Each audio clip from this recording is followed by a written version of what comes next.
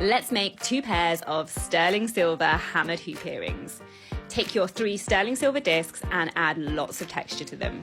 Next, you want to cut one of your discs in half using a piercing saw, and then just file that edge to make sure it's really smooth. Next, take your sterling silver wire and wrap it round something round.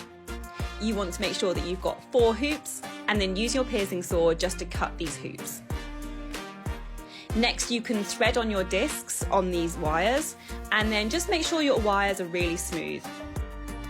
Next, you want to overlap those wires and then get some tension in them so that they hold together flush. Add some solder paste and then heat them up to solder them. Add them to a pickle solution and then just file off any excess solder. Next, place them back on a steel block and add some texture, and then you want to add your sterling silver hook wires. You can polish them using a polishing cloth.